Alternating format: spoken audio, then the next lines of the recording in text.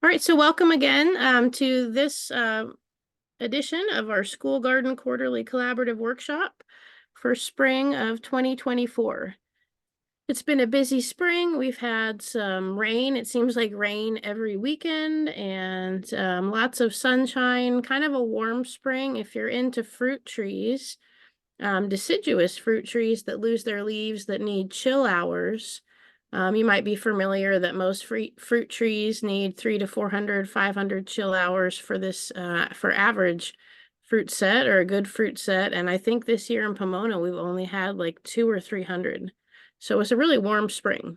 But we're excited to be thinking about school gardens and to be talking to you guys today about school gardens. So I always do a little introduction and bug update. We're going to talk about the County Nutrition Action Partnership Garden Subcommittee. We'll hear from our Environmental Education Program Coordinator, Debbie, and we'll also hear from Betsy Hafner, about a fellow Master Gardener, about working with school gardens in your classroom. And then we'll talk a little bit about planting your late spring school garden and planting your fall school garden.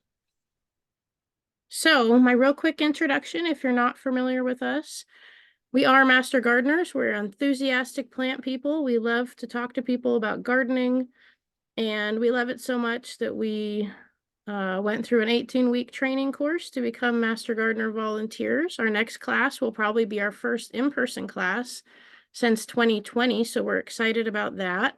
The application will be coming out midsummer, and the class will run from October to about February or March, where we learn about everything from soil to bugs to plant diseases to how to plant plants correctly, all about fruits and vegetables, using pesticides, using fertilizers. So if that appeals to you, then send our helpline, and I'll have that information at the end, an email, and you can get on a waiting list and we'll send you the application. And what we do is we work at information tables, school and community gardens, different places throughout the community where we do presentations, where we share research-based information about gardening.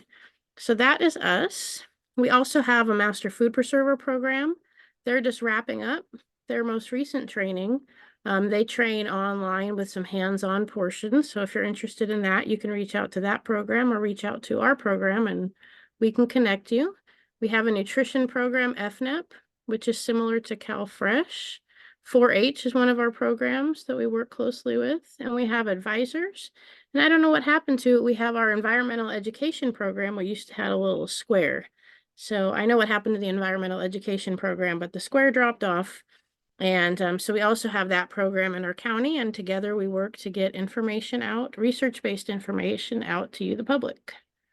We have our helpline. I think it's one of the most awesome things about our program. Even if you are a fellow Master Gardener or a Master Food Preserver, or you're one of our partners that works with us, or anybody, reach out to our Master Gardener helpline with plant questions. It's a great group of volunteers who love to do investigations and be a detective for you. There's a phone number and an email that I'll share at the end, and you can send pictures, ask plant questions. You can also request speakers, and it's a great way to figure out what's going on in your garden or to get support from the Master Gardeners. Also, on the second Sunday of each month, we're online, and we love to connect with people and look at their plants. Sometimes people turn on their phones and we look at their yard. They run their camera and we look at their yard and they show us a problem they may be having or ask us a question. This month in May, it's going to be on the third Saturday since the Sunday, since the second Sunday is Mother's Day. So check out our helpline, and each month we have our live helpline, and that also includes the Master Food Preservers. So you can just pop in for a few minutes and ask questions. We do also do some short presentations during that time, but mostly we're just there to be a resource for you. So we do always do our bug updates. You guys have probably heard this from me 100 times. For every time you've listened to our presentations, you've probably heard this, but just a reminder that we do still have the citrus greening disease in Southern California. It's a devastating disease that's fatal to citrus. The bacteria that causes it isn't harmful to people, but it is still out there. And so we just want to remind you, do our little public service announcement and remind you that the disease is still there. And the best way to prevent the spread of the disease is not to share stems and leaves. Don't share cuttings, and keeping ants out of your plants will help bring beneficial predators into your plants and your yards. So together we can prevent the disease by spreading the word and not the pest. Okay. And the next little bug public service announcement is about the black fig fly. If you have figs that are coming on for the season and they drop when they're green, this fly has been found in San Bernardino County, I think Riverside County, Orange County, and sort of generally in Southern California. So if you see this fruit dropping, you see this damage, you can either reach out to our helpline or you can investigate, if you like, on the Integrated Pest Management site. It may be this black fig fly, and you can learn what to do about it. The gold-spotted oak borer, as people are camping through the summer, it's important to remember not to move firewood. Firewood can have this beetle that leaves a D-shaped exit hole on wood, and it can get transported from tree to tree, and it is fatal to oaks and is causing a lot of oak dieback. So we want to make sure we're not spreading this beetle and we're burning firewood where we buy it. And the last bug that is bugging us is the Oriental fruit fly. I don't know if we're going to have time today to spend too much time talking about it. It was on, if you looked at our website, it was kind of on the list of our topics today, but we're doing a follow-up presentation on Thursday in the evening, and that will be recorded. So if you want to learn more about it, we'll talk more about it then, but the quarantine is still going on. This is the map. This is San Bernardino, and here's downtown San Bernardino, and here's the county line, and so you can see it extends into Riverside and over to Rialto and Fontana. And it is, the quarantine is projected to run through August 11th so far. So if you live within this quarantine or near the edge, you're not supposed to move any fruit off your property or off your community garden. I know you guys are joining for school gardens. And so if you do have fruit that's on a school garden, I know that the USDA has reached out to all the schools, or at least I think they have, and fruit shouldn't be moving between schools unless they have an agreement with the USDA or CDFA, the California Department of Food and Agriculture. So if you have questions about that, reach out to our helpline or join our upcoming presentation, and we're more than happy to answer questions. But basically the short end of it is don't move any fruit off of your property until at least August 11th if you're in this quarantine or nearby. So I'm going to dive into a real quick overview of our County Nutrition Action Partnership Garden Subcommittee. You may be familiar with it. I recognize some of the names on our meeting today as being people who are part of that committee, so I really appreciate what you guys do. And this is a group that is open to the public.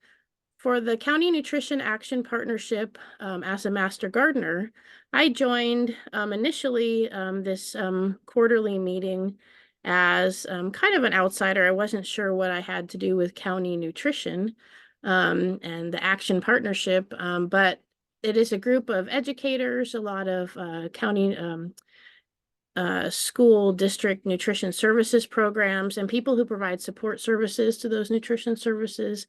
Also the Department of Public Health and the San Bernardino County School Superintendent Office. So those kind of groups, but also groups like 211 or Safe Routes to School. Community gardens attend this meeting. So this meeting is open to the public. I encourage you to join. If you're interested in joining this committee meeting, I think we could drop before the end of the meeting in the chat the email address for the person who can send out the invitation for this general meeting, not the garden subcommittee. So, and I can also put my email address. So if you're interested in connecting with this group, it's a great group of people. And they talk about expanding access to nutrition in San Bernardino County through a bunch of different agencies working together. And one of the things that this group decided was really important is that there would be gardens all over the county and schools and community gardens, public spaces. And so they have a County Nutrition Action Partnership Garden Subcommittee.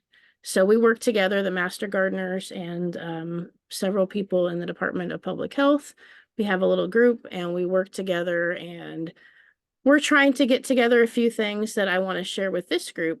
This group with our master gardeners, we're a little bit more focused on the horticultural aspect. So if you're joining today, we're hoping to share with people who have their hands in the garden, who are making planting decisions about what to plant, maybe working with kids or youth, either as your students or an after-school program. And today, like learning, getting some ideas on how to connect students with the garden.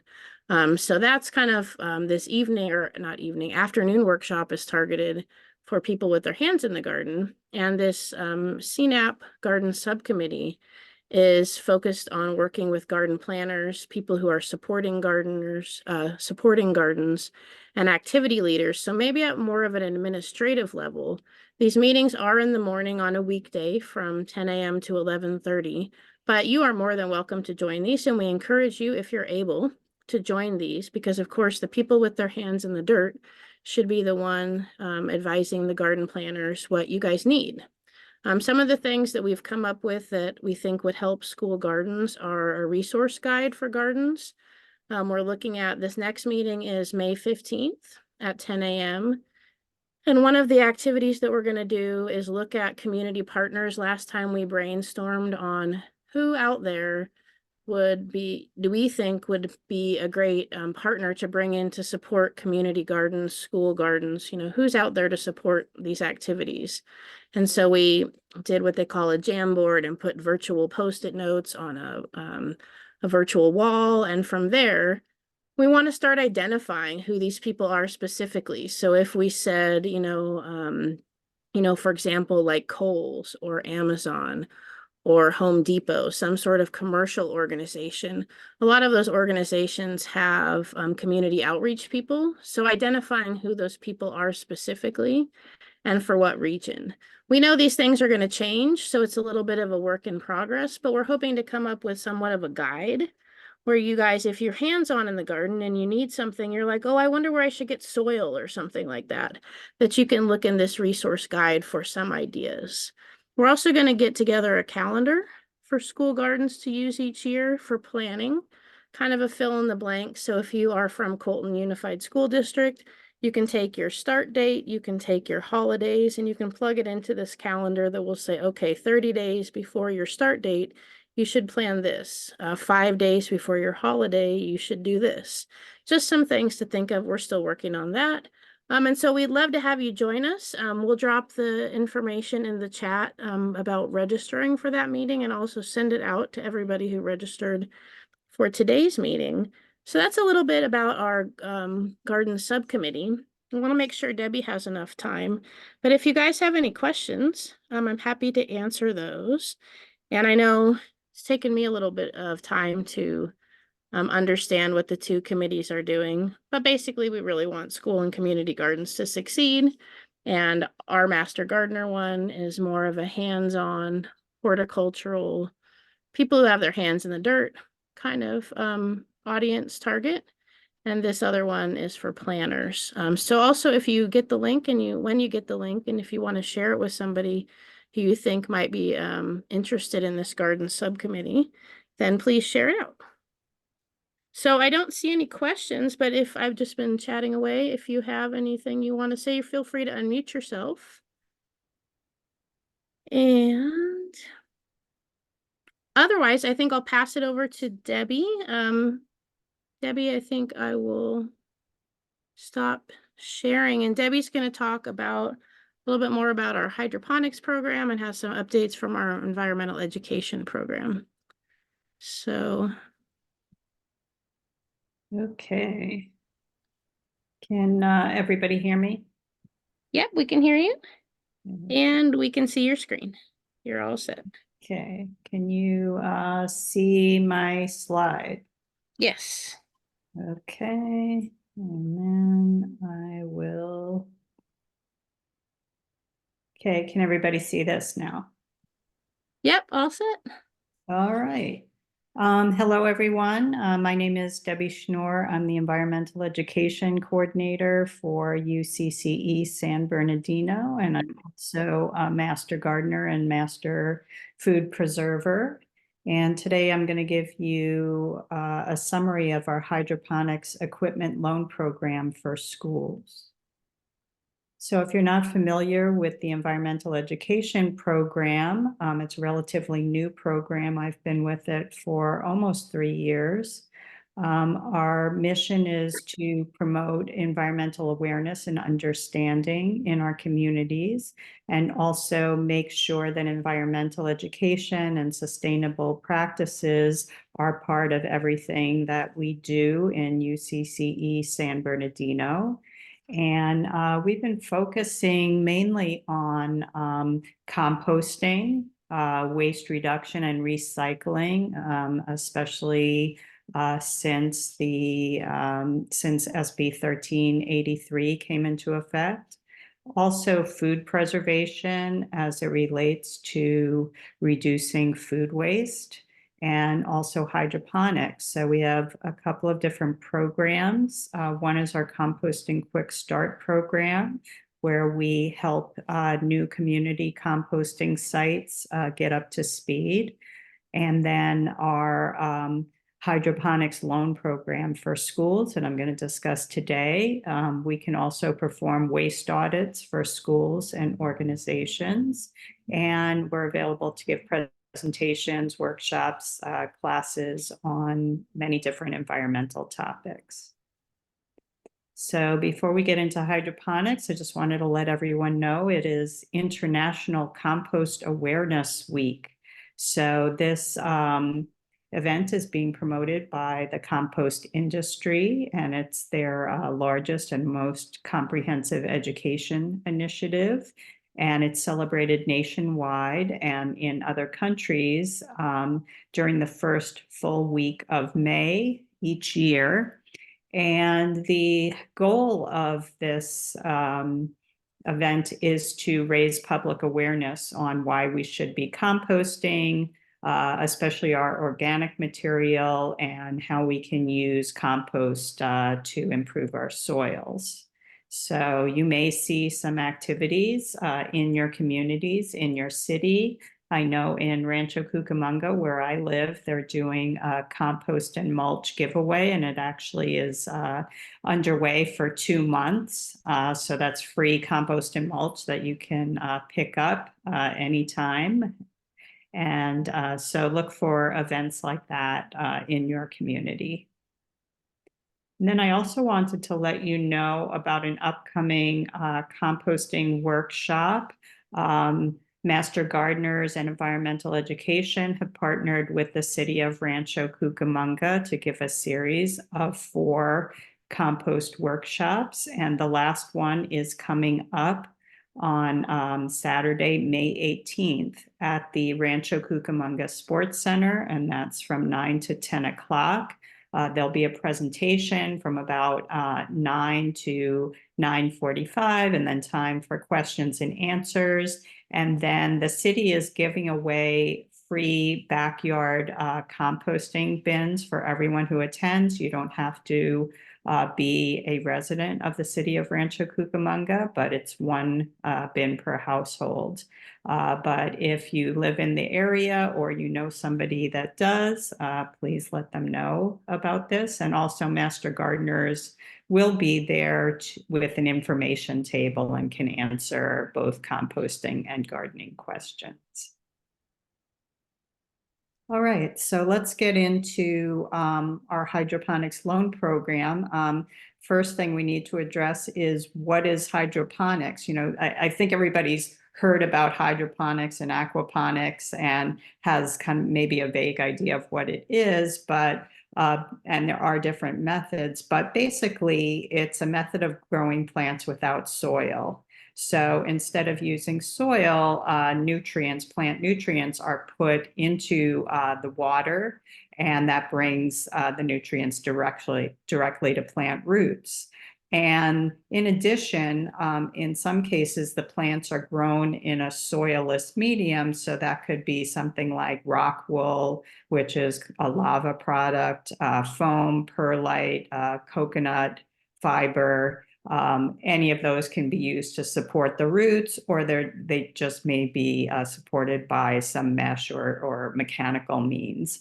And some of the benefits of hydroponics are using less water because the water is circulated, and also faster growth and higher yield. So plants, because they get the nutrients directly and the environment is controlled, they grow faster, and there's less loss to pests and diseases. And as I mentioned, it's a controlled environment, so you can control the temperature and the humidity and everything about the water. And also, it's great if you don't have a place where you can be growing outside. It's an efficient use of space because things can be grown vertically, so you can get much higher yields per square foot of space. So for our hydroponics equipment loan program, we loan systems at no cost to K through 12 schools on a semester by semester basis. And right now in our fleet, we've got 3 tower gardens that have 28 ports, so they can be growing 28 plants per tower. And then we also just started this past year using tabletop systems. So we have 2 I do 20 pod tabletop systems. And just to let you know, these pictures are not to scale. So the tower garden is much larger than the table top system. The tower gardens are they're about 6 feet tall with the lights. And we also have an extension on the top. So what we provide is all the equipment, so the system itself and all the supplies that a classroom would need to get started. So all the nutrients and pH chemicals, and also the seeds. And then we deliver the system. We pick up the system at the end of the loan period. We help set up the system and also clean it up at the end. So when we leave the classroom, the teacher knows exactly what to do and is ready to start growing. So our setup also includes training on how to use and maintain the system. And then we help with any troubleshooting and repair during the loan period. And we also have monthly support meetings to discuss how things are going and any issues as they arise. And these can go to teachers, staff, principals, even parents at the school. And all we request from the recipient is monthly updates and photos during those monthly support meetings. So we usually do those by Zoom, and they take about 15 minutes. So not a real time crunch there. And then also we ask the recipient to care for the system, make sure that they're testing the water, they're adding nutrients when needed, they are watching the plant growth and keeping the system generally clean. So I just want to show you some success stories from this past school year. All of our systems were loaned out. First one is Warm Springs Elementary in San Bernardino. And we were working with Rashawn Hooker, who was the school counselor there. He's since moved on to do counseling at the high school. But he started out by using his tower to grow lettuce. And he had a salad party with his class when that was done growing. And then next he grew peppers with the system. And his idea there was that he was growing enough that he could give to all the teachers, 1 pepper plant to all the teachers to keep outside their door. So everybody would know the joy of gardening in the school. And so when he removed the peppers from the system, he temporarily transplanted them outdoors and then put them into pots. And then also at Warm Springs Elementary, we are currently working with Linda Betancourt, who is a first grade teacher, and she was referred to us by Rashawn because her classroom is right next to his. And so her idea was to use the system to grow flowers for Mother's Day because each student takes home a pot for Mother's Day. And so they were growing marigolds and daisies. So they started them out in the system. They planted the seeds in the system. And then when they got big enough, they transplanted them to pots. And you can see here that the marigolds grew better than the daisies, but we did get some of both. But it's always an experiment when you're using these kinds of systems. And then Juanita B. Jones Elementary in San Bernardino, we've had a relationship with them with the hydroponics program for 2 years. We started the year before this past year with Beatrice Montezuma, who's a kindergarten teacher, and she had a tower system. This is her second year with the tower system. And then she referred us to Annette Castillo, who is also a kindergarten teacher whose classroom is right next door. And Annette is using our tabletop system, and we just started using the tabletop system this year.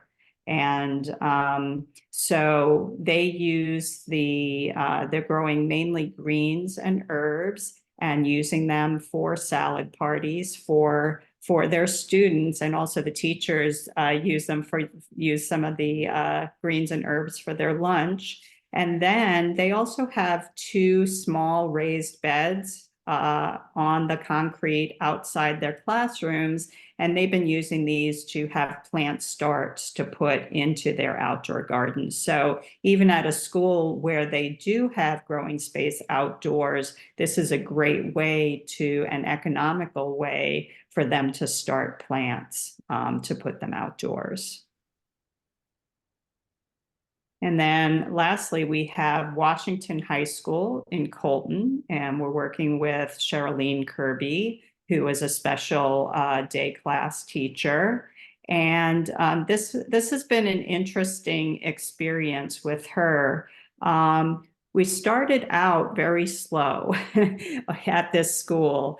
In the beginning, one day when Cheryline was out, I got a call that said, hey, our system is leaking and we don't know why. And so I went over to the school, and it turned out that there was a lot of algae in the system. And so it was blocking the drainage holes at the top of the tower. And so the water was leaking out from the top. And I had never seen this happen before. And also there was a lot of black material precipitating out in the reservoir. And it seems like it was due to the water, that the water there is extremely hard. And we usually use tap water to fill the reservoir. But in this case, what we did was we just cleaned everything out as best we could without taking the plants out, and then refilled the reservoir with filtered water. They have a filtered water drinking system. So we filled it with filtered water, rebalanced the pH. The pH was way off, and just continued to grow, and did replant some of the plants. And you can see in the next picture over, in just another few weeks, that the plants really started to grow, and we didn't have any issues with the algae coming back. The water is still clear. However, the next time we measured the pH, it was way off. It was up at 8 when it should be 5.5 to 6. So we corrected it again, and everything seems to be going well now. But it just shows that These are systems that you really do have to watch it. You have to be testing the water on a regular basis and making sure that the water is staying clear. But we haven't had these issues at any other school, but we do think it has something to do with the water. And you can see that in this class, they're growing snow peas. And the teacher was really, really excited when she saw the snow peas growing. I think initially she was thinking about giving up and giving the system back. But then when things really started growing, everybody was very excited. So she also is going to have a salad party for the end of the year, and we're going to pick up this system next week. But she says everybody who comes into her classroom is really excited about it. So just some success stories for this year. And it's really, I think it's the case that a lot of teachers are hesitant about it. They think it's going to be really hard. They think they don't know what they're doing. But I think with our support, we've had nothing but success stories in the end.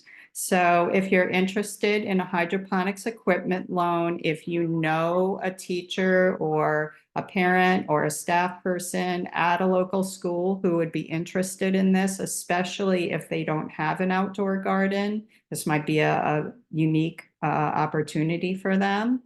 You can contact me at my email, dschnor@ucanr.edu. And we can see what we can do. We already have several classrooms that would like to have a system for next year. So we'd like to have all our systems loaned for the fall before summer starts. Any questions? Feel free to unmute. I don't see anything in the chat right now, but what a wonderful program.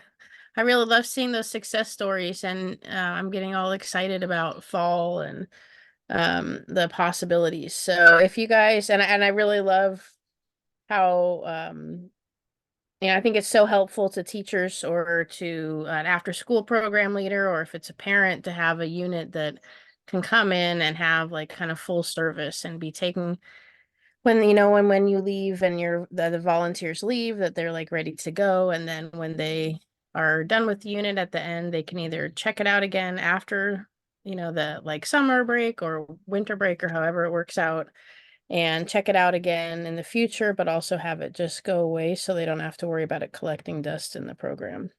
I mean, in the classroom. So I just think it's an awesome program, and check it out if you're a Master Gardener volunteer. It's something that you can sign up to support Debbie with. And if you are interested in having Debbie present to somebody at a school site that you know of, I think Debbie would be probably willing to do, or we could share this little 15-minute presentation.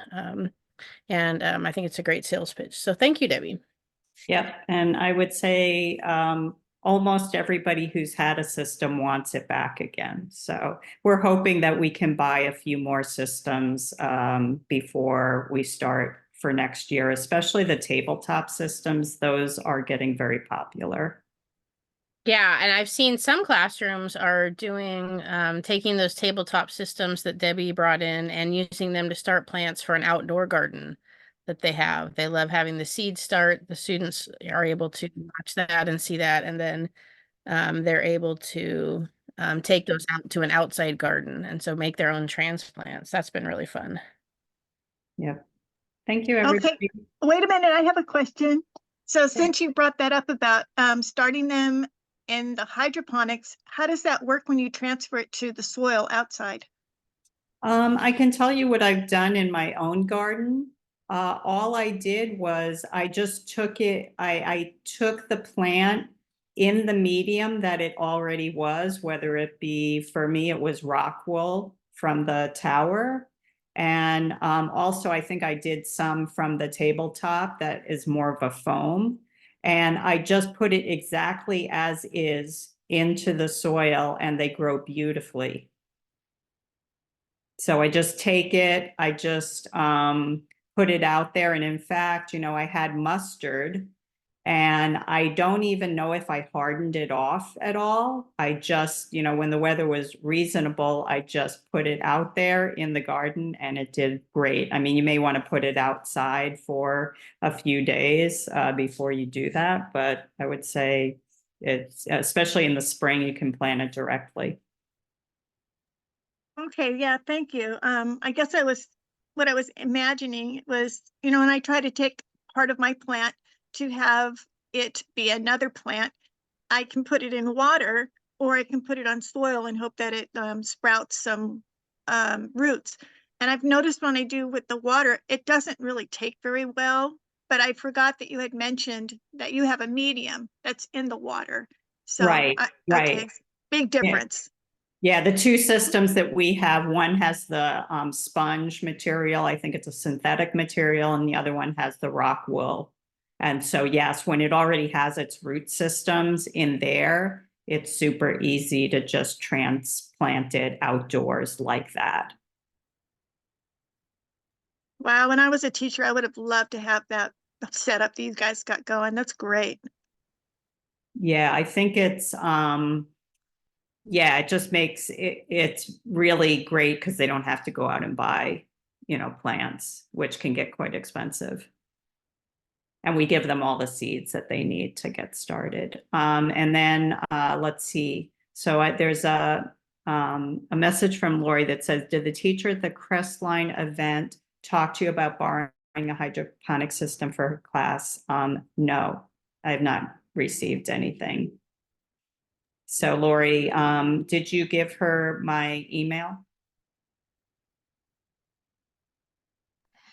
No, I sent her over to talk to Maggie because I didn't know the protocol procedure.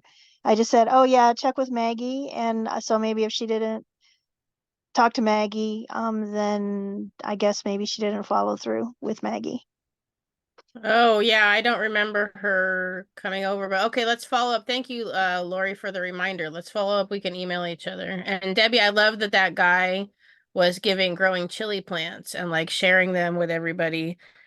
And it's great because each classroom could go. That would be a great way to do like a seed saving project where everybody could grow like one plant and save seeds. And one of the teachers could have a hydroponic units to like be the person who starts all the plants. Mm-hmm, And you could be a little bit competitive if you wanted to. And if the teacher started all the same varieties of plants, then each class could see how much seeds, they could weigh them. And maybe that's a good segue into Betsy's presentation. Betsy, do you have anything you want to share or? I mean, like slide wise, and then Yes, sorry. Yes. that's I was okay. just looking at my slides, realizing that I should have probably printed out my cheat sheet sheets, but I'll see if I can just remember so that it looks better when you can see it as a slideshow. All right, and thank you, Debbie. Thank you for sharing, and please do reach out to Debbie if you have any any hydroponic ambitions or composting ambitions. Either Debbie, of those, composting or hydroponics, either or. Thank you. exactly, exactly. Yeah, we're excited to see Debbie's really taken this hydroponics program really far. I think that, yeah, Debbie, we really should try to get several more tabletop units and get maybe 10 schools would be awesome this upcoming year. So let's see if we can make it happen. All I right. think there's interest. We just have to find the budget. Yeah, I think once people try it, they really like it. And maybe this is, normally, so we used to do sort of like planning in these collaborative meetings because we were also trying to connect partners. But now that we have that CNAP garden subcommittee, we're taking the planning a little bit more into that meeting and having this more be just like horticultural. But maybe that's something that we can more tightly connect with the superintendent of schools, Debbie, on an upcoming meeting or a separate meeting and see if there's funding through CalFresh or any of that. So I know that's I think it's a great opportunity for funding for more units for sure. okay, Betsy, is there anything I can do to help? Are you ready? Oh, somebody unmuted too. Feel free to. Just a question. How long did it take the hydroponic, I guess it was the Yeah, the first one, the towers. I'm sorry, I forgot the name of it already. How long did it take for that lettuce to grow? I think he got the unit in November and he was able, I think it's only like a month or two. Wow. Lettuce is fast. The Yeah. flowers took longer, the herbs take longer, but I would say, yeah, you can get something out of it within a couple of months, Awesome. if not a month. Great. Thanks. Yeah, grows really fast.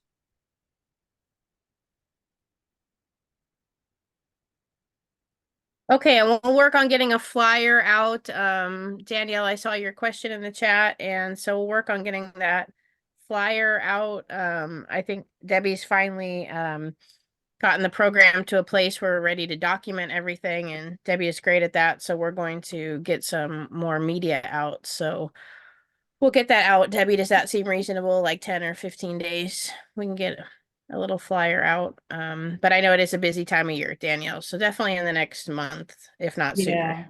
I think, also right now, with the number of units we have, we've been kind of selective Mm, how many people we've told this about because, if we only have like, for instance, for the tabletop units, we gave 2 to 1 classroom. So pretty much we can give it to 4 recipients right now. And next year, I know 2 of the teachers want it back. So we really have to think about how we would scale this up if we were going to go big with it. And I could see us, and I know we've talked about this before, Debbie, like there's also people who have a unit that is collecting dust in the back of their classroom because they don't know what to do with it. Now, Debbie's only one person and she's done an amazing job, but we definitely need to bring more volunteers from our Master Gardener program in. But I could see us scaling up by having teachers who have an unused unit that they would like the support services that Debbie described with their own unit. That's definitely on our goals. And I think if there's requests, it's easier for us to get Master Gardeners to support something specific than to try to gather a group of people who are going to be ready when there's requests. So if you have a classroom that has, or of somebody who has a unit that's not being used because of the challenges that Debbie talked about, just not quite knowing what to do with it, then send it also over to Debbie and let's see if we can help get those units that they already have started. Wouldn't you say, Debbie? Yes, yes. And we also had some communications with Fork Farms they have large production units. And I let them know that, we could be available to to help schools who buy those units as well, if they were willing to share their information with us to do on the ground support for them because they're based in Wisconsin. I just talked to somebody who gave back the unit because they didn't know what to do with it. So there you go. So, okay. All right. And I don't want to cut too much more. I mean, Betsy, you've got plenty of Yeah, time. we can have a long discussion on this, Maggie, later. Or maybe Yeah, no, but we this can have sounds another like discussion in our CNAP garden there you subcommittee. go. Exactly. We're excited, but you can see from Debbie's photos what we're excited about. It's a really cool program. All right, Betsy. Okay, bye. Okay, thanks so much, Debbie. Okay, so I wasn't really sure who my audience was today.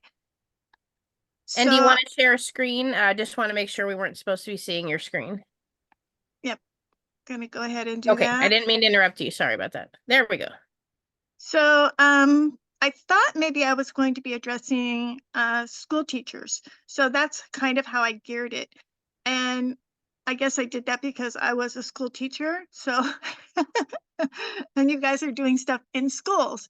So, one of the things that I remember from my days of teaching is that something new would come out and then it would be told to us at some meeting that we needed to implement it. And it was just like, oh my God, how am I going to fit one more thing in my day? And so that's where I kind of came up with this school gardens in the classroom, seeing that's the perspective. So here it says, I don't have enough time in the day to teach one more thing. And so instead of thinking about teaching subject by subject, so writings from 8 to 9 or maths from 9 to 10, because that's how we do our lesson plan books typically. But instead, if we do an integrated approach, which would work best for working with a garden, because garden doesn't just fit into science. It fits into basically anything. So I found this quote from somebody that I thought was perfect. And I'm just going to really read the last part of it because my voice, I don't know what's going on with my voice, but it talks about if you want to truly create an authentic experience, because the world is outside of the classroom, content is not a standalone. So kind of hammering the point of not teaching a subject by subject by subject and separating them, because that's not how the real world works. And this is our good old standards. I mean, this is just a snapshot of a 98-page booklet of the standards that we're supposed to teach to. And I just wanted to put that in. Next.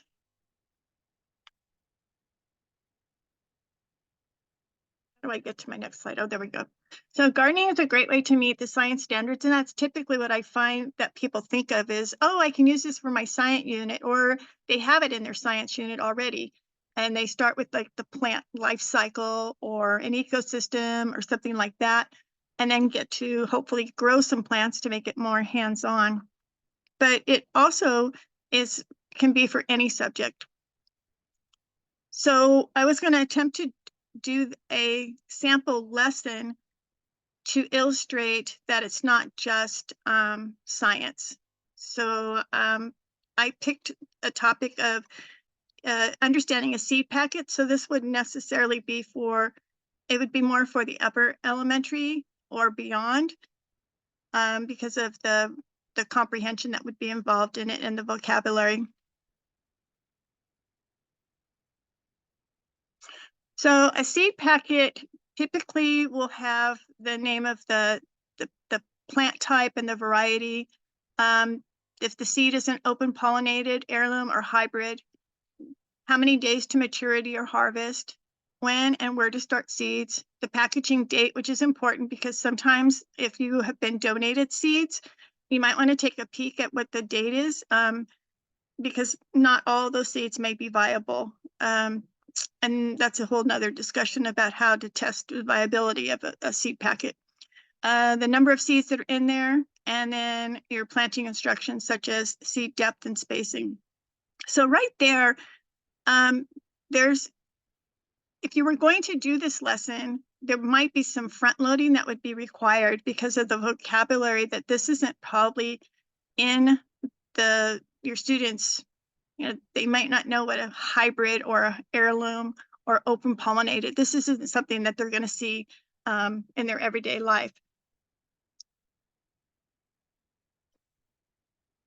So on it we'll have directions, and it's very important to read the directions so you understand like when, where, how to plant it. And it talks about here, so for instance, if you're having a bean plant, I think Debbie was mentioning about some of them like to be a vine. They like to trellis. They need a trellis to grow on. So there's another word. Trellis may not be a word that is in a student's vocabulary. That would need to be front loaded. Also, if it's a perennial, a biennial, an annual. So that right there is vocabulary, which is typically is language arts. And if you go through your science material, even though you're doing it out of a science book, if you're using vocabulary, that is also, you can check another box, which is language arts.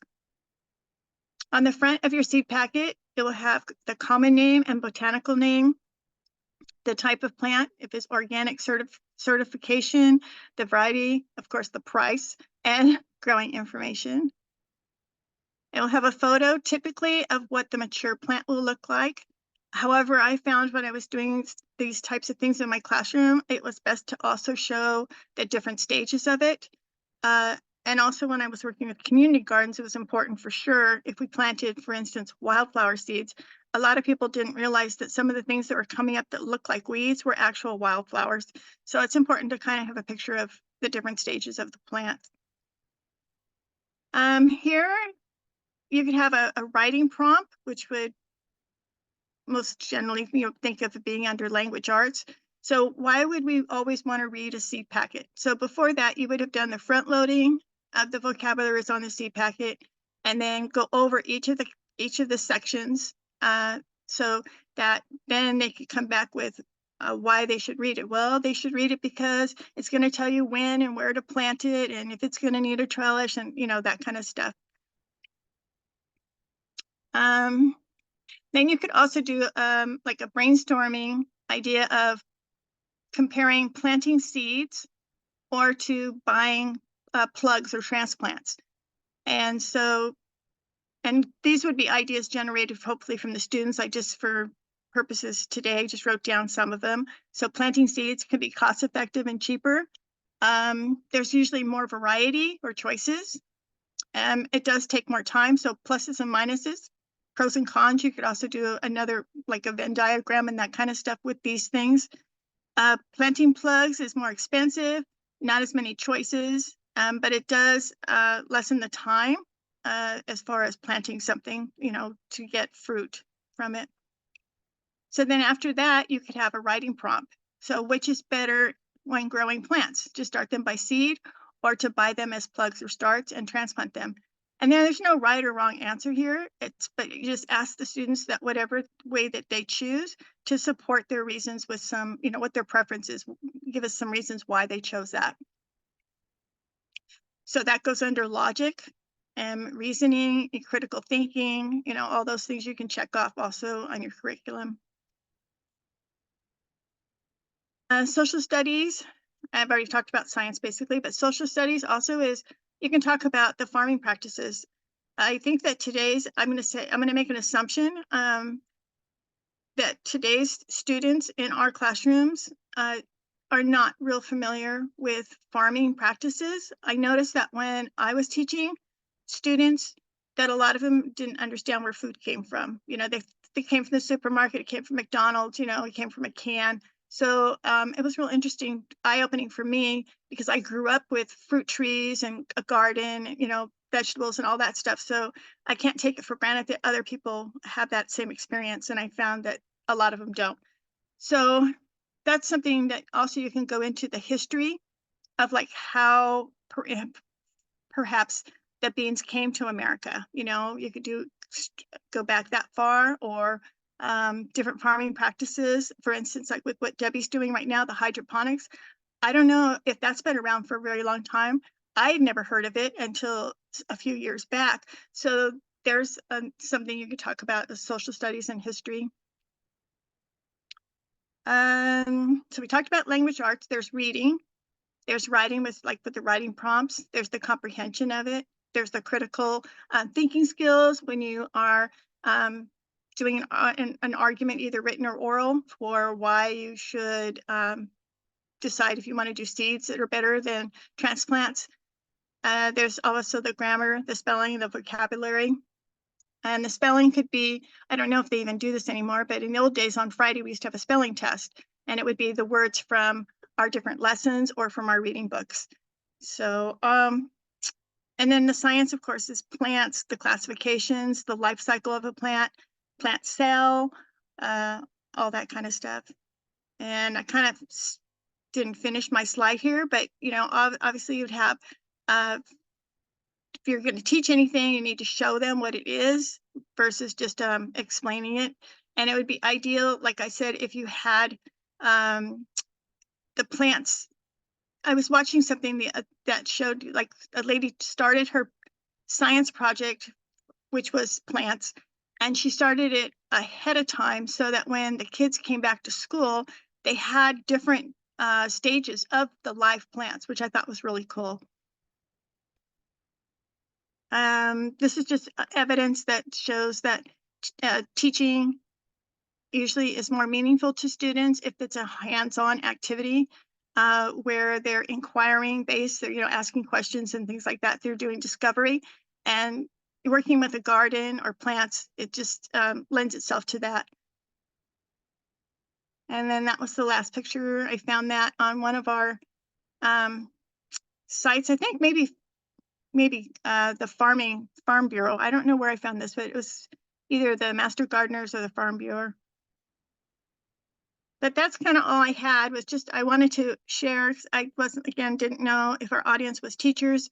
And if it was, I wanted to try and show them how they could take a lesson and check off more boxes than maybe what they thought. It's more boxes of the curriculum, because they have core standards that they have to teach. And so how you can just teach something as simple as reading a seed packet and check off almost every single box on your core standards, your curriculum.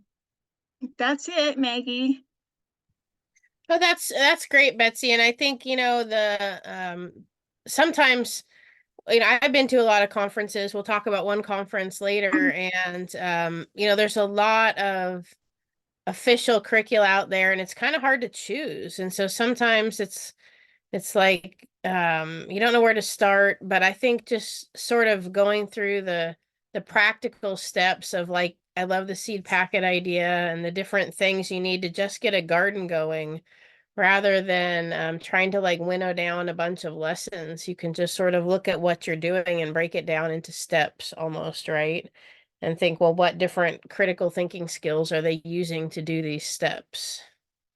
Exactly. I think a lot of teachers nowadays, like when I was teaching, we had standards and things like that, but not to the degree that when the No Child Left Behind Act came in the 80s, it got down to where we had 2 prep days a year that we got with our team, and we had to write down all of our lessons, and we had to write down the actual page and the number of standard that we were addressing with each of our lessons. And it was so time consuming. I hope that teachers don't have to do that as much as we had to in the beginning. But before, you know, when I taught, I didn't really think about what subject it was. It was just, okay, I'm going to teach this particular concept. And then it would already lend itself, or maybe it was just me, I would lend itself to pull in other things, such as how can math be in this? And then how can social studies be in this? And how can writing be in this? And how can reading, you know, because it just makes more sense when you have less than 6 hours and less than 180 something days a year to teach a massive curriculum until the kids can get to the next grade. It's tough. Do you Well, think and it's then, go I'm ahead. sorry. No, go Well, ahead. no, and my immediate, my brain totally went to, incorporating math, because when you're planting, especially for, upper grades, you've got square footage, you've got plant spacing, you've got plant heights. There's so much just basic fractions, to tie in math to gardening. That's immediately where my brain went. And then when you were bringing up, oh yeah, kids not knowing where food comes from, there's geography involved in that. It's like, well, how come you only see, these particular plants or fruits and vegetables certain times a year, and why do sometimes, they come from California and sometimes they come from somewhere in South America, and that kind of brings into, geography in the world and northern latitudes, southern latitudes, which probably checks some kind of geography box. So that's where my brain went immediately when you started talking about how to tie in just some basic gardening stuff into other boxes they have to check off. So yeah, I think that's really cool. I love that. I got a big smile when you said that, Lori. Thanks for sharing that. Okay. Yeah, and I think the cool thing too about gardens is, I think the teachers, especially, you know, if they taught the same grade for many years, they sort of have a standard set of curricula, and maybe they, you know, zhuzh it up or change it around. But one of the cool things about gardening is you can make your intentions and your plans, but it may not work out the way you wanted it to, and maybe it will bring up areas of curricula that you hadn't anticipated, but it adds like a nice layer of sort of like, you know, sort of breaks the monotony, right? As a teacher, I mean, it just to brings in have something, reality. It yeah, brings it in brings in reality. reality. Exactly. Yeah, I know that in my kids, they have now it's called MYP and IAB, and these are two programs which are designed to get students to have a more comprehensive look at the world and how we interact with it, and it all sure does seem to tie back into gardening very easily.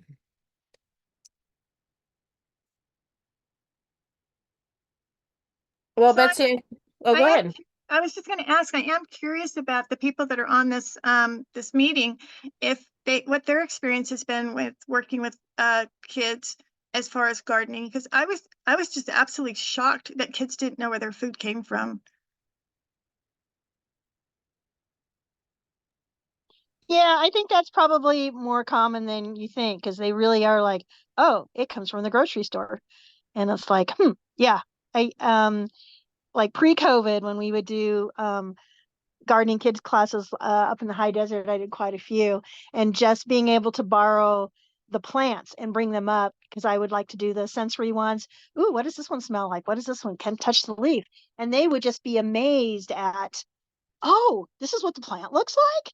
So and these were second and third graders, so you might expect a little bit more from older kids, to have more of a knowledge on where food comes from.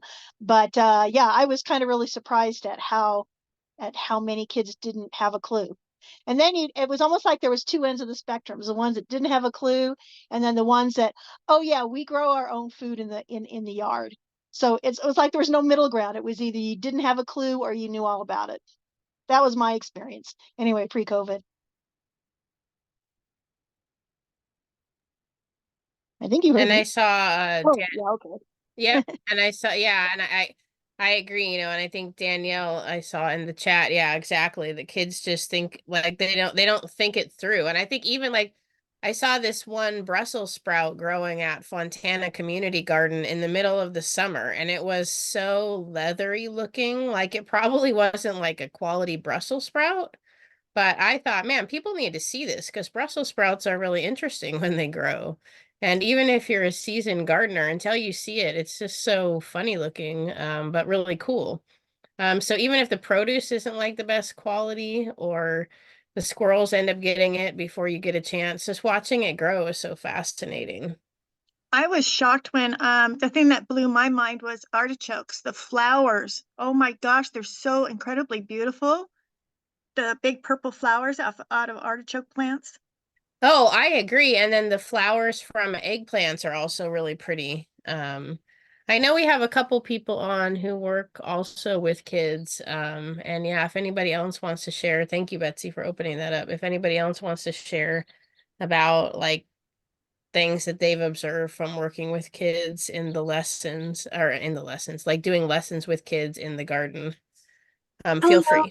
this is Bobby Lou, and we worked with an after-school program, and we did gardening lessons. We wanted to get a garden going, but there was a really big homeless population, and so we didn't end up being able to make a garden. But we did the lessons, and I wanted to say that we were doing food demos with the lessons, and the kids did not want to eat a lot of the produce, so just a salad, and they would tell us we don't eat salads. And so just getting them, if we could get the garden there and get things growing, I think if they could grow their own lettuce, they would start eating those salads or start eating the plums. So I think that that's a big importance too, of just once you grow something, you're going to eat it, or you see it growing, you want to eat it. Right. You get like that ownership. Yeah. And so I think having the gardens in the schools and having them in the community and the kids seeing things growing, and they're going to be more likely to want to try it. So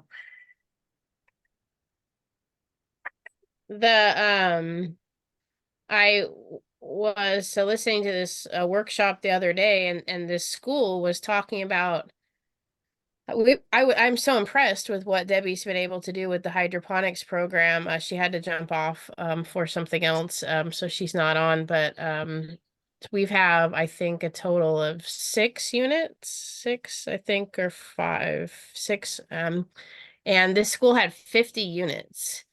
and they went throughout the school district, not in just one school. But it was, because they had some issues with the climate and, the temperature. It was a really hot area, and then vandalism. And so I think we need to do more pushing of getting those hydroponic units, because with those pictures, with if the kids are watching it grow every day, and it's cool because you can see in the hydroponic units and even outside. And Betsy, this goes back to your talking about math and everything. I mean, they grow from day to day when they're, sometimes you don't see any change, and then sometimes there's a big change, or they're setting flowers. Just seeing what they're up to on a daily basis is a really engaging activity that sort of frees the mind. And did you say we have resources to purchase more, like tabletop units or Yeah, like we're working like on it. like Like, you're working on it? Okay. I don't know, like yeah, funding Like is definitely. available grants to be requested or something like that? Yeah, I mean, there's definitely stuff out there. And if anybody's listening to this, since it is a recording, if you're listening to this later, or if you're listening live, we don't generally, with the University of California that we're affiliated with, or not affiliated, that we're underneath, we don't usually in our county, we don't write the grants for sites, because the university has like an overhead administrative fee.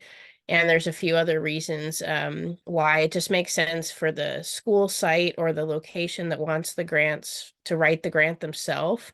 But that said, we've helped different schools with different levels of grant writing, or connecting them with somebody who can write the grant. And often, we're not often, but we can be listed as as when you look at the deliverables, we can kind of help you craft deliverables that are in line if you're not familiar with writing grants. So while we don't write the grants and apply for them directly, we are happy to. I wouldn't call it shadow writing. That's not what it is, but we're happy to be there to support you through the process, and for the master gardeners to be part of the deliverables as we work with you to like support your hydroponic units. Because I think what Debbie described about just getting them set up, having a check-in on a regular basis, and then cleaning them up at the end. It's just like such a service, right? My grandma would always say such service when I would bring her food or something. And I feel like that's like what Debbie's been able to do. So yeah. And as far as the curricula, Betsy, I think it would be wonderful to have you come back at future quarterly meetings and dive into the seed packet idea was really great, and maybe have another example. It could be an ongoing series. So I'd love just to. throwing it out there. Yeah. Would anybody else like to share before we go on? We just have a few more minutes, and I just have a few plant things to talk about, and that's about it.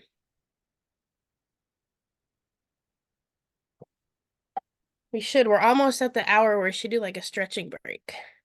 But okay, just do a little sea kelp arms. I always call them, wiggle your arms in the air or something, get a little blood flowing. All right, and then we're having longer days now. Let's see. It's kind of crazy. We just seems like it was just the shortest day of the year.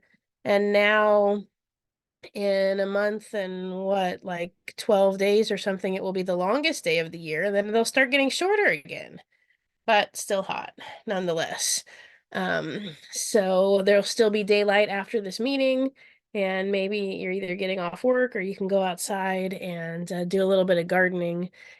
And so let's talk about what you guys can do. So this is kind of like geared obviously toward and thanks again, Betsy, for presenting. I really appreciated it.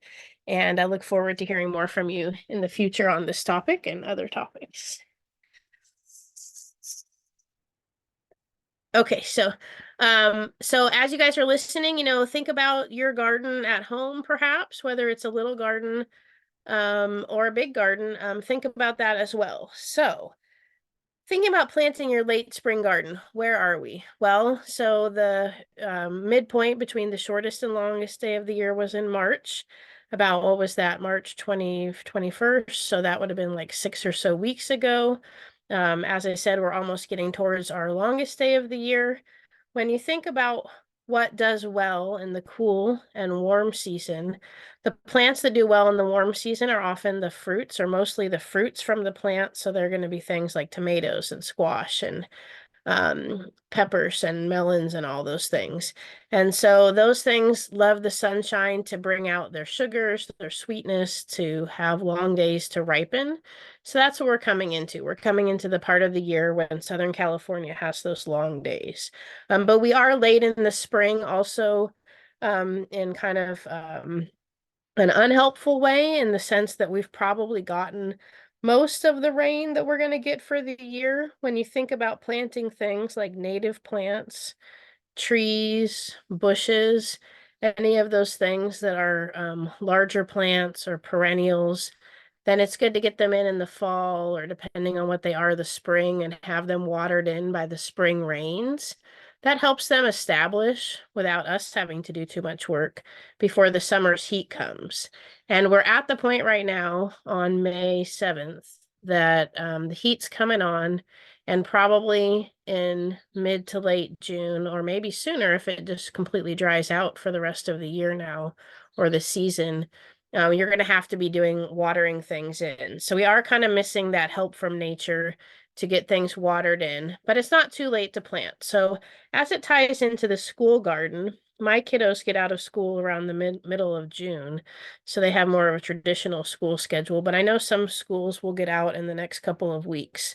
So in the next couple weeks, other than maybe sprouts, there's probably not a lot you can grow in your school garden. But if you are going through the middle, or June, or the first week in June, you have a month. Radishes usually take about a month, 28 days to ripen.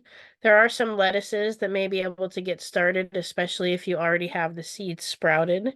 You could do some sprouts. You could plant some herbs that will be there, throughout, just going forward. So maybe if you have a place to plant, you could plant a few herbs, and so do something in the garden with herbs. I don't know if anybody else has any other ideas for something you could plant before school gets out this year that the kids could enjoy. Any ideas just for things that they could enjoy in the next couple of weeks, or next 5 weeks? Any ideas out there? It's not a test. I didn't have other ideas, but just wanted to open the floor up in case anybody had any ideas. Maybe only some thing that- Sunflowers. Yeah. Okay. And you can only let the kids take some home, right? They can have their own little plant. Oh, that's a great idea. That's a Didn't really even good think idea. about that. Yeah. Oh, yeah. Oh, nice. Okay, yeah, there you go. So I'm going to add that to this for future presentations or whatever.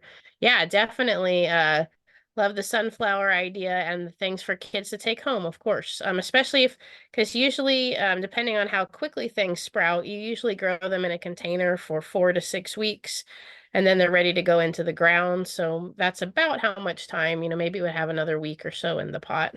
And then you can also, if there's a summer program at your school, you might want to consider having the kids plant something for that summer program. Sunflowers, like was suggested, or also, you might want to, if you don't, like, some of the schools, they have like an after school or summer program that's not directly part of the district, or has kind of like not straight line affiliation with the district. If you know of a summer program that might utilize the garden, but you want to connect them with master gardeners, feel free to connect us by email through our helpline, or share that information about our helpline with the summer program. But any of those fruiting plants, tomatoes, peppers, squash, cucumbers, and then think about things for the returning scholars to enjoy. So you've got pumpkins, you've got your winter squash. There's things that, if there is a watering system, or some way for them to be cared for during the summer, some of them, you can just put pumpkin seeds in and have a watering system plan in place. And if they die back, oh well, it happens. And if not, then maybe you come back to some pumpkins or something like that. So those are some things to think about. As far as the school, you really are pretty limited on what you can get going in the next, 2 to 6 weeks, right? But those are a few things. And I Well, love the idea. And Go ahead. if you have some mint plants, if you got a halfway decent sized one, you could show everyone, oh, we're going to lay these branches out. And then, you know, in 6 weeks or 4 weeks, it's like, oh, everyone can take like a little 2 or 3 inch cutting with them in a little pot because you know how fast they put down roots. That is such a great idea. That's air layering. Talk about, or not air layering, like dirt layer. What do they call that? Dirt, Mm. whatever that's called, because yeah. 'Cause Yeah, that's so. I'm working on my Mhm. mints right now, so my brain's all about mints. I was like, oh yeah, that'd be kind of fun, and then Yeah, you everybody should. could go, oh, here's your 3 leaf nodes that I've already rooted out. You get one, you get one, you get one, you know, something like that. Oh yeah, you could do definitely, and consider, you know, I always like to when I go, what I have in my garden, I have geraniums, I have mints, and I have rosemary that I always, Mhm. and I do have lavender, but it's not, and I always have those to take those when I do cuttings classes. So if you like the idea of sharing cuttings with your students, or having them have something to take home, planting those foundational plants, if you want to call them, where like I just have a couple of big bushes of those things, and they're my go-to. And I know I have enough that I can get 30 cuttings off. And you know, it takes up a 2x3 or 4x5 Mhm. foot space. But it's nice because when everything else may be out of season, that's still growing. So consider planting those foundational plants for sharing cuttings. And that's a great idea. Lori, that's a really good idea. Okay. Any other ideas? Those are some pretty fantastic ideas you guys came up with there. Okay, well, so maybe, oh, go ahead. No, nothing? Okay, so maybe you're just wrapping up your garden for the summer. And so maybe putting it, should be putting it off to bed there, or putting it off to be, I guess, to let it sit for the summer. You know, in some places they talk about cover crops. In Southern California, a cover crop is usually like a cool season activity because it takes water. So I do know I've heard like some people plan to plant clovers or something like that.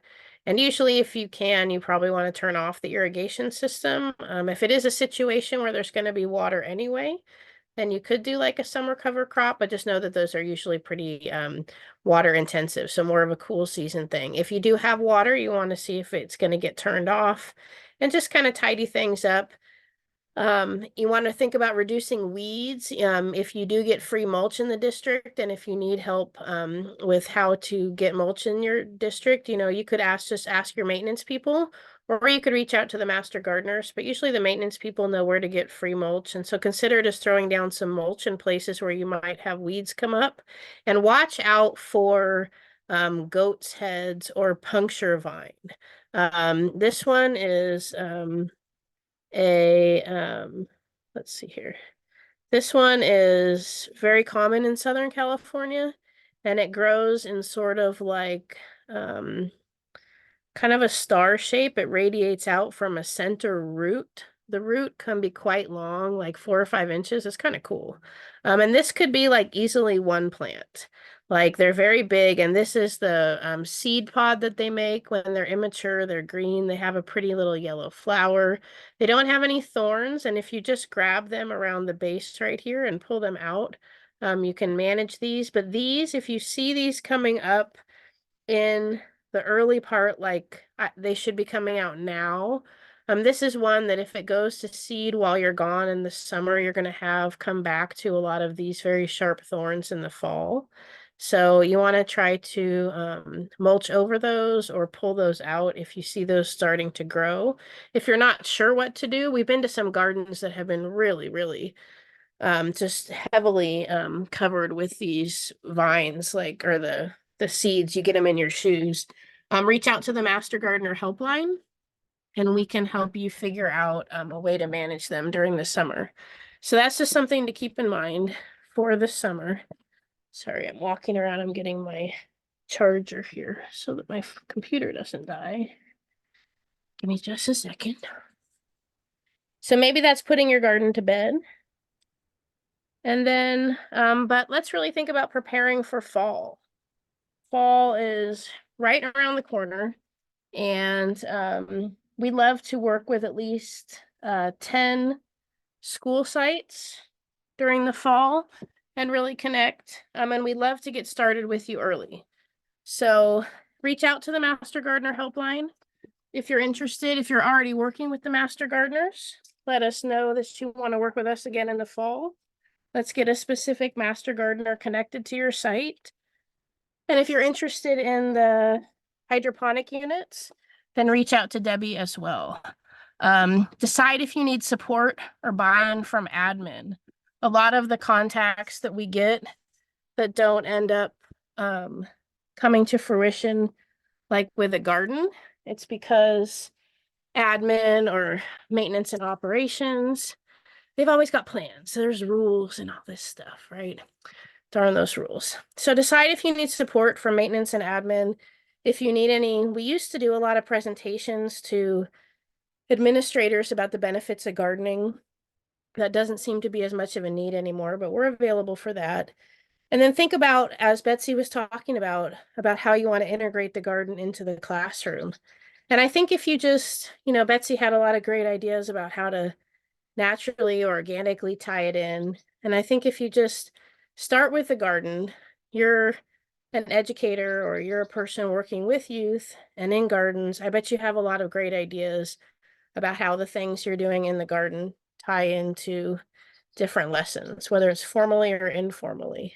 One thing you could do before the end of the school year, if you have students that are going on, to another grade, you could have them diagram out like a tentative fall garden and have them think about what could be cool in the space. Like if you're going to start a school garden, or if you have a school garden that you use every year or one that you'd like to refresh, you could have the students and ask them to, what would you envision for the next incoming class?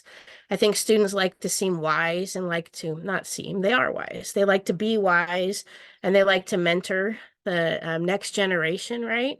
So it could be cool if you wanted to do a gardening activity and it's a little bit late to do planting for some stuff.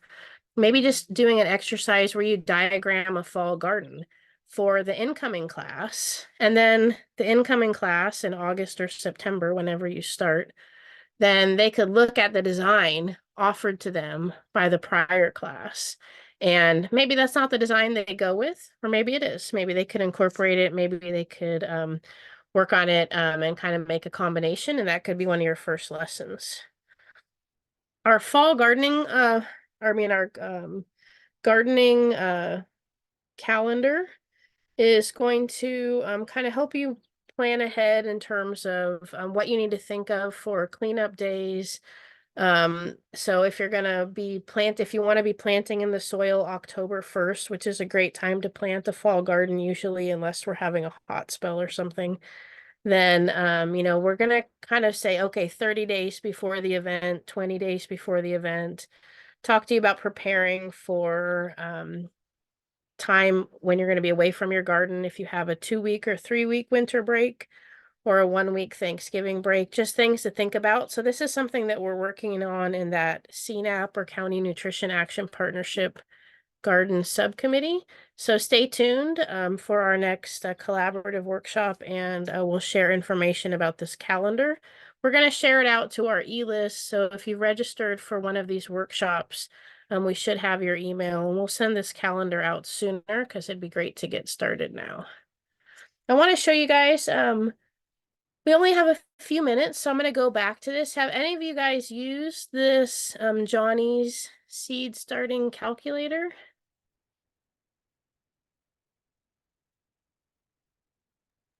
I don't know if I've used it, but I've used their site for many things because they have a lot of good stuff. They really do. It said somebody else. Yeah, I agree. That's exactly where I'm at. I was unaware of this particularly. So it's Johnny's.com, Johnny's. Yeah, so we're going to, so this is a company as Master Gardeners. We are not endorsing this company as like we're recommending them. I'm just sharing a resource. And so this is Johnny's Select Seeds. I will share this out with the other resources, but I'll also drop it in the chat. And this one is asking the information that you need to provide is your last frost date. So we'll go back to the actual calculator in just a minute, but I just want to make sure. So for your last frost date, it's often like your USDA zone is based on your last frost date. So this is all about planning as far as like my short presentation right now. And so I just want you guys to be thinking about planning that fall garden. And this is a great time to do it. And so just spending a little bit of time checking out this calculator is really helpful. So it just gets you thinking about what you're going to be doing in the fall and on our planning theme. So our USDA zone, they just recently updated those about, well, I think it was the beginning of the year, but time flies. I don't know when it was. But they just updated it. And so we actually shifted in zones, but these are basically based on your last frost date. So you can see sort of by colors here that you've got, similar colors throughout the whole southern part of the United States. And California is not like Florida. Like Southern California in this like temperature base is not like Southern Florida. Like so much difference in humidity, all those different things. So we usually, when Master Gardeners, we usually don't talk about USDA zones unless you're in the mountains, where your last hard frost really does matter. So people who are gardening in the mountains usually plant around Mother's Day, so around mid-May, because that's past the usually the last frost where any plants might get damaged. So usually we don't pay too much attention to USDA zones. We like to go by sunset zones. And those things factor in, or the sunset zones. So like in the Inland Empire, you're like in 18 to 19, for example, that factors in whether we get onshore or coastal moisture coming in, or do we get continental air masses moving in.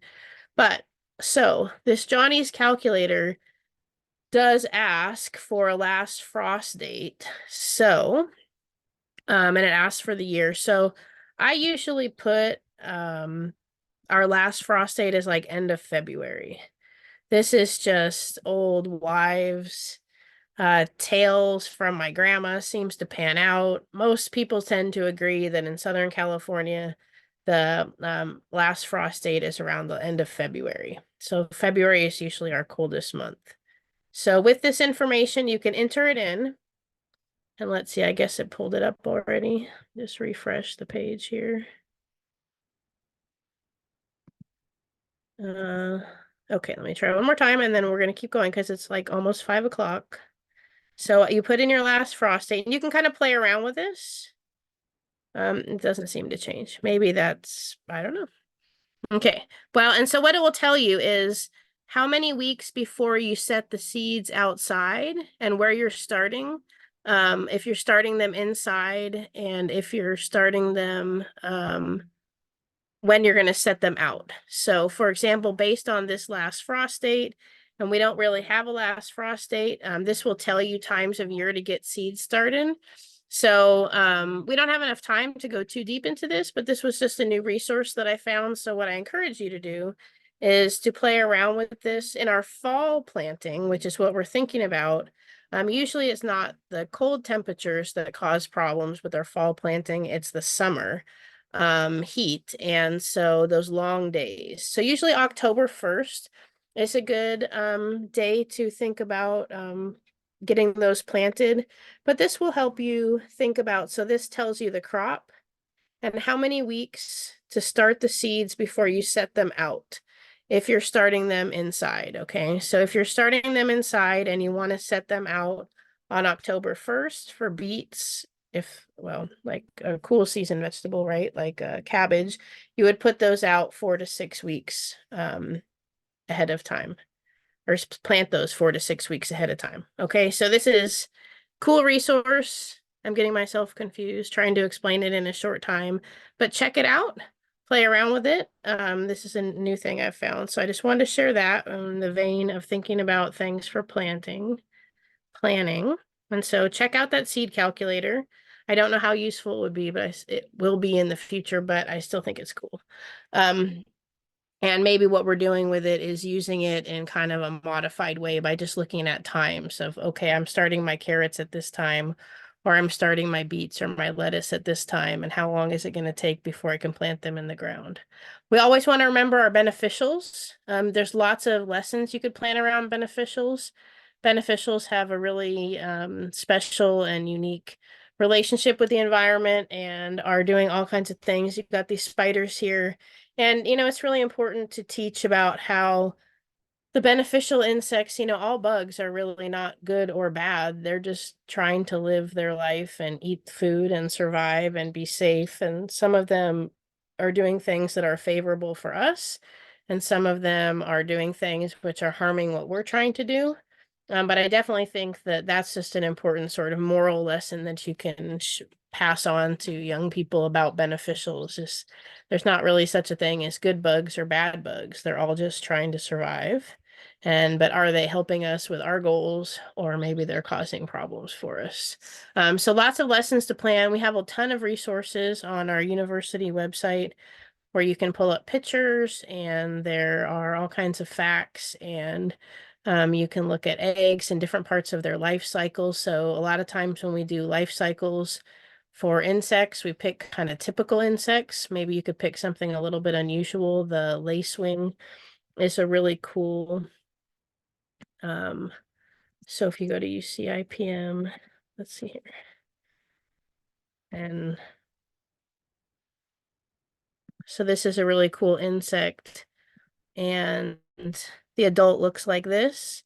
It fully metamorphosizes from this. So the same way that you would see a caterpillar turn into a ladybug, this one is going to turn. So this is your caterpillar, and here, your butterfly. So here is your caterpillar turning into your butterfly. But one of the things that's really cool about them is they put their eggs up on a stalk to keep them away from ants and other predators. So if you come across some of these eggs, they're all up on a little stalk like a balloon. So maybe consider doing one of your typical bug lessons, but picking a unique or unusual bug. And the UC Integrated Pest Management site has a lot of great information. And if you just want to reach out to us, we're happy to share with you some resources about beneficial insects. We can also do, yeah, go ahead. I'm sorry to interrupt. I was wondering, when I used to be a teacher, we used to have a museum that was near us where we could check out displays of bugs. Does San Bernardino have any of those kind of resources for teachers? That's such a wonderful question, Betsy. I think I have no idea, and I think that's a great thing to call your local museum. I know that we do have access to some bug displays through the UC through UC Riverside. So that's a great question. I don't know, and people should call their local museum and find out. That's cool. So yeah, bring those things in. Thanks. Thanks for sharing. I was unaware of that. And so we could also do short presentations in your classroom on bugs, and just talk to the kids, or if it's not a traditional classroom, but like an after school program or a summer program, we can do some of those. And we do have a program where we bring worms into the classroom. So reach out to the Master Gardener Helpline if you want us to bring worms into the classroom. I know it's 5:04, so I just got a couple more slides. So just for a moment, let's just imagine the fall garden. Let's just imagine it. To put your spring garden thoughts on hold, then whatever you can get done this spring, plant it. If it means if you've already got it planted, just try to make sure to water it during the summer. But so for now, just put spring, whatever you're going to do in the spring, thoughts on hold, and let's think forward. Like we look at this rose blossom, right? And to me, it seems really cool. And it's not because it has all the flowers out, but look how many buds there are. I can see the potential. So imagine like this big open bud is your spring garden. Just make sure you water that spring garden well. Don't overwater it, water it properly, and keep it watered through the heat of summer, whether that means an irrigation system or when it's hot and you don't want to go outside, just going outside anyway and watering or getting that irrigation system set up. But let's think about those buds that are going to open up for fall. So I know it seems like I really like this picture, but the flower that I wanted wasn't in focus. I feel like maybe the flower that's not in focus is our spring garden. And let's focus on our fall garden. Let's look past our spring garden for just a moment and let's focus on our fall garden, because now is the best time to prepare. Okay, so think about, what do you want to get out of it? Are you looking for a harvest? Are you wanting those salads and the salsa party or something with the kiddos? Are you wanting the kiddos to be able to spend time in that space? Are you wanting to bring in pollinators and create habitat? Do you have specific lessons that you want to teach, and so you want to construct your classroom around that? Think about those things now and kind of plan ahead so you can kind of focus in on what type of plants. Think about how much work you want it to be. You know, herbs are a great way to grow some things that can go to flower. Herb flowers are great for pollinators. They bring a lot of butterflies and other pollinators in, and it's a pretty low maintenance garden. Think about what scale it should be. Think about right now, do you want to do transplants? Do you want to do seeds? Maybe you're doing cuttings or trees. Trees would be in the winter time, but usually you want to plan ahead. For cuttings, you know, Lori talked about how you could be starting cuttings right now to be rooted in the fall or to take home with kiddos. For the seeds, you could use that seed calculator to kind of think, okay, if I want to plant cabbage that I grow at I want my students to grow the cabbage, and let's see how long it's going to take, you know, how many weeks. So start thinking about those things right now. This is the time to plan. And then you can kind of put those thoughts back in the back of your mind and really enjoy your spring and summer garden, keeping it watered. Okay. So put those thoughts, have that kind of conversation with yourself. Think about how much support do you need from the master gardeners. I think that we can support about 10 schools probably with focused support, but I'd really like to connect with people around August just to at least plan. So if you're listening to this as a school that wants support from master gardeners in your school garden, if you have a hydroponic unit, it's probably too late to get it started now unless you wanted to like turn it around tomorrow. But if you do want support from master gardeners for the hydroponic units, reach out to us now. Let's pencil something in for August, and let's plan to meet a little bit after school goes back, if your school goes back in August. You want to think that the ideal planting time for fall, and there's so much you can grow in a fall and winter garden, and so many of those things will actually be ready. Like we always want to do the tomatoes and the peppers and the squash and the melons with the kiddos, but a lot of times those are ready in the summer when it's not time for the kiddos to be there. So the winter garden has all these things they can eat. The winter garden is usually the most nutritious plants in the garden. And October 1st is your time where you should be able to be getting those plants out of their transplant packages, out of their seed packets, getting hands in dirt. So let's think about what do we need to make that happen. We'll be making our calendar that I'll share out, which can kind of help you work backwards. But just right now, if you want to work on a specific garden in the fall, by August, you should try to make sure you've connected with a master gardener. And so just remember, it's not too late to plant something in the spring. It's just getting kind of toward the end. But it's okay to start planning for fall also. It's okay to let it go. I've always had like I have great expectations. Enjoy other people's yards. Get ideas. Right now, if you're really enthusiastic about spring gardening, but it's kind of the end of the school year, you've got a lot going on, you're busy with work, whatever it is, then maybe just enjoy other people's yards and see what they have that you like and see what you'd like to incorporate it. If you know of other school gardens in the district or you want to know about other gardens, I'm happy to. Most people who have school gardens are enthusiastic to share them with other school gardeners, and we could probably set up a tour. So if you're, you know, there was one school in the high desert that reached out to us, and when we were meeting, they shared that they had their high school, they were an elementary school, and the high school in the district had a great garden, they thought. And so don't be shy to reach out to a school that you know has a great garden and ask if you can just check it out. And so maybe start doing that stuff now so you can have a really awesome fall garden. Again, October 1st, I would say, you know, minus or plus a heat spell. October 1st is go time when you want their hands in the dirt. So let's work backwards to make that happen. Check out the upcoming CNAP Garden Subcommittee meeting if you're available at 10 next Wednesday, I believe, I think next week, on May 15th at 10 a.m. And we'll be doing our fall collaborative. Well, I'll come back to that. August 27th will be our next collaborative meeting like this meeting. I'll put the registration link in the chat. I'll email it out because I know we're a few minutes over. I'm hoping to hear more from Betsy perhaps. and hear about native plants in school gardens. I'm hoping to share. Ag in the Classroom just announced the dates of their conference.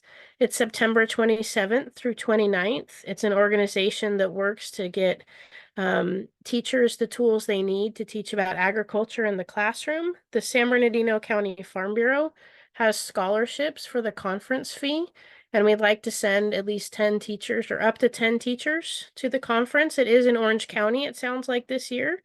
And so I think that's a Thursday or Friday through Sunday. And they do a cool farm tour. So if you're interested in scholarships, please send an email to sbfarmbureau@msn.com. We have those for up to 10 teachers in San Bernardino County. If you know somebody in another county, each farm bureau, I'm pretty sure most of them have at least a few scholarships. We don't pay for hotel, but we do pay for the conference fee. And the California Ag in the Classroom conference is a great way to hear kind of an expanded version of things like we've talked about today, and just everything you need to know to help get students, like we talked about several times today, to make sure that they know where their food comes from, right? So if you need any help, reach out to us, whether it's in your home garden, with your house plants, with your yard, with your school garden, community garden. Reach out to our helpline, be like, what is this bug? What should I plant right now? How do I become a master gardener? What do I do to bring in beneficial insects? How do I care for my soil? All that and more is there. We're there to help you. So that's it. Oh, we're like 12 minutes over. Thank you guys so much for staying. I don't know if anybody has any questions. But if not, I'll let you go play outside, and I really appreciate you guys joining. And we hope to see you at the next workshop on August 27th at 3:30 p.m. I have Alright. questions, Oh, if you uh-huh. don't. I'm still at ground zero with my garden, but I wonder about a vine bush that we have. I understood from an arborist, I think that's how you pronounce it, that there was which I thought was a diseased vine. They said it was caused by ladybugs or caterpillars. Have you ever heard of that in our area, San Bernardino? Oh, yeah, it may be some type of a chewing insect. If you're able to take a photo and send it to this email address, then, or you can call this phone number and we can give you that more information. But it could be a chewing pest. We'd have to see it because we always want to make sure that we're treating the correct pest with the correct, because sometimes something chews on it and then leaves and then you see something else. So you can take pictures of the damage to the plant and send it to our helpline, or call us and just tell us, hey, can I get the email if you don't want to write it down right now, and send us a picture. Because yeah, there definitely probably isn't ladybugs. But because ladybugs eat pests like aphids, it could be caused by aphids or maybe some type of chewing caterpillar. Uh-huh. Okay. I did do that part, but there was a conflict in information with the avarice person and what I got from other sources, including the helpline.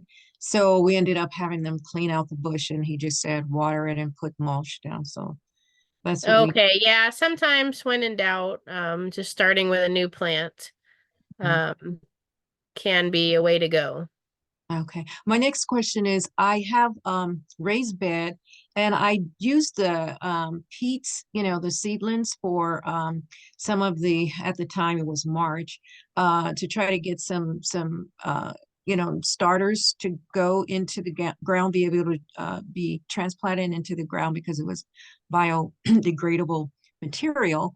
So I was excited because they did take off pretty good, but then they just kind of slumped over. I wasn't able to prune them. And so I'm not sure if I didn't leave them in the little peat thing box, the kit, long enough or what, but I couldn't prune them. So I put them into the ground and they just, died.